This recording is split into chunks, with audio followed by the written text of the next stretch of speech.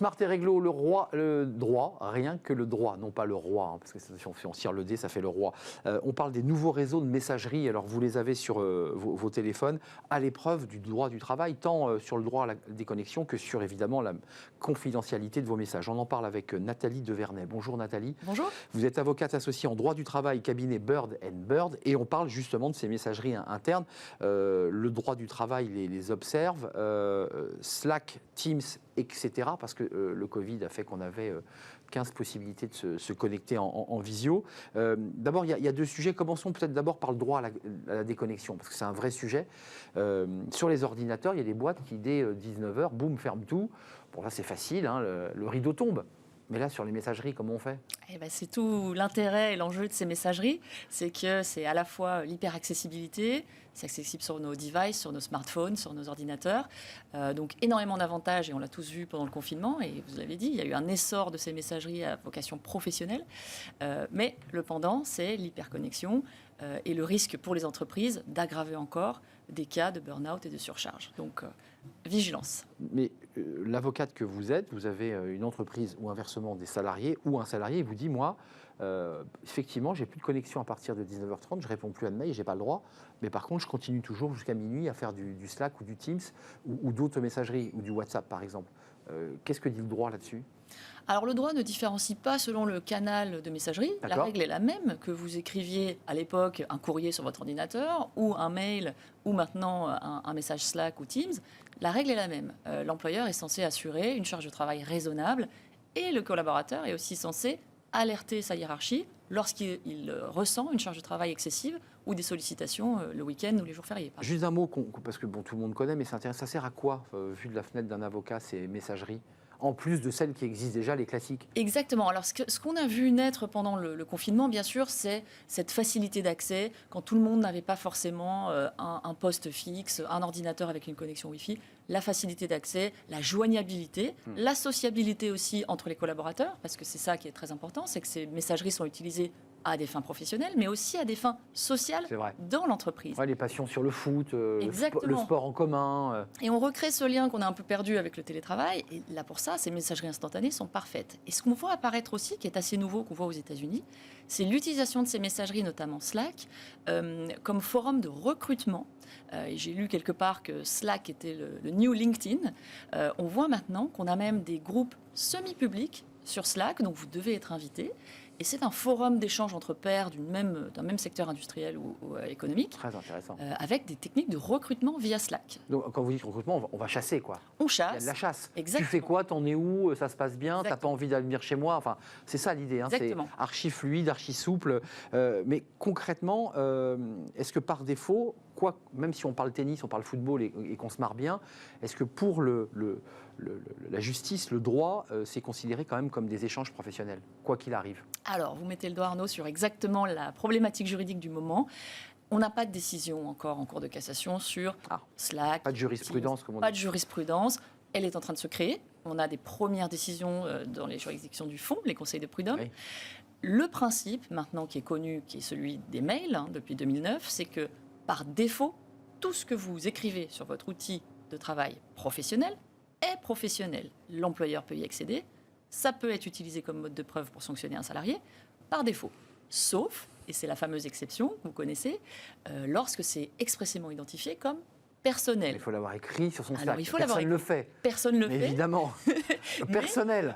Mais c'est ce qu'il faudrait faire. Si vous écrivez personnel avant votre Slack, avant votre SMS, il est personnel. Mais par essence, c'est la rapidité du geste. Enfin, on est tous sur ces réseaux et on n'a pas la présence d'esprit. Mon téléphone est perso. Mon Slack est perso, c'est moi qui l'ai connecté avec, j'imagine, un lien adresse Internet de référence.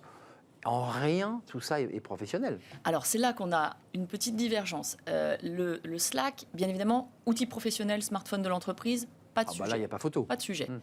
La question se pose quand j'utilise mon téléphone personnel, ce que font beaucoup de salariés, toutes les sociétés ne mettent pas à disposition des téléphones portables. Et là, on a une distinction entre une messagerie qui est utilisée dans un cadre professionnel, c'est-à-dire que vous vous en servez même sur votre smartphone personnel pour communiquer avec vos collègues, peu importe le sujet. Et là, les juridictions ont tendance à dire que c'est un cadre professionnel. Et on a des décisions assez récentes à ce sujet, sur les mails notamment. On a une décision de 2019 sur une salariée qui s'est vue sanctionnée pour des propos qu'elle a tenus sur MSN. Donc MSN, qui était la messagerie personnelle liée à Hotmail. Une vieille messagerie, d'ailleurs, c'est vieille un messagerie, vieux compte. Mais qui servait encore entre collègues. Un peu en sous-main, quoi. On se servait des MSN en disant ça ne sera pas vu. Exactement. Et la Cour de cassation, pour le coup, est venue dire non, cette messagerie MSN était reliée à une adresse mail personnelle de la salariée. Je vois très très bien. Licenciement refusé. Parce que j'ai lu que régulièrement, quand on crée un site internet, on le relie souvent à l'adresse mail de son travail pour des questions de mémorisation. Et c'est à ce moment-là que juridiquement, on peut dire, mais regardez, l'adresse est reliée à la source adresse. Donc il faut éviter de créer... Complètement. Le mélange des genres est jamais bon. Si vous utilisez votre adresse mail personnelle à des vocations professionnelles, vous vous exposez. Donc il y a des risques possibles de sanctions, de propos tenus sur... Alors vous évoquiez tout à l'heure MSN, mais sur Slack par exemple. Pour l'instant, il n'y a pas de jurisprudence, mais il y a déjà des conflits sur ce sujet. C'est-à-dire des choses qui se disent entre collègues.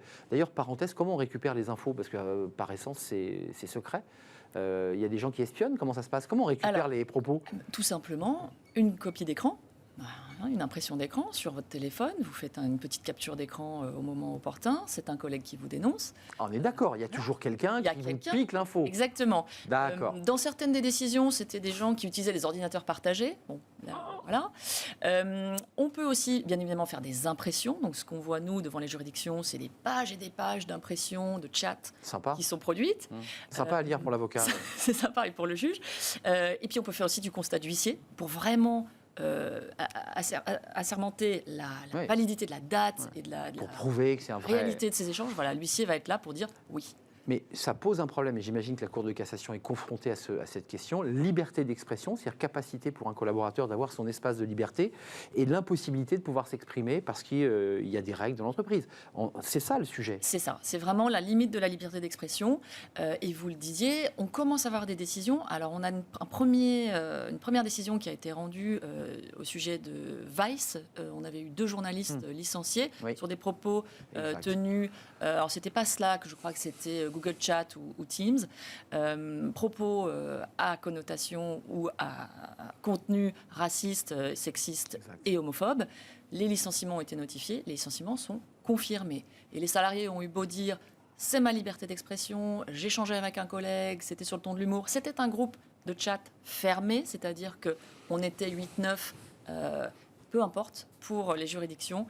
On commence à aller vraiment vers une restriction de la liberté d'expression. C'est ce que j'allais vous dire, c'est-à-dire qu'on va quand même, la Cour de cassation n'a pas tranché, on ne va pas parler à sa place, mais on va quand même vers un durcissement et une limitation. En fait, en un mot, tout n'est pas possible. On ne peut pas tout dire. Exactement. Exactement. Et on a un peu une hiérarchie entre les protections. Qu'est-ce qui est plus important? La liberté d'expression d'entreprise ou l'interdiction des comportements sexistes, racistes, homophobes? Donc la protection de la santé et de l'intégrité des salariés. Et à ce jeu-là, sur l'échelle d'importance, la Cour de cassation a tendance, et les juridictions du fond ont tendance à retenir la protection avant tout du salarié et de sa santé. 2 sujets, l'international rapidement, mais aussi l'idée que, et j'imagine que vous y avez réfléchi, vous les avocats, que le client puisse utiliser l'argument du lanceur d'alerte. C'est-à-dire que les propos qu'il tient, qui peuvent être diffamatoires à l'égard d'un N+1 ou de son patron, peut être considéré comme, peut être utilisé, peut-être d'une manière dilatoire d'ailleurs, comme un lanceur d'alerte. Alors effectivement, c'est une très bonne question.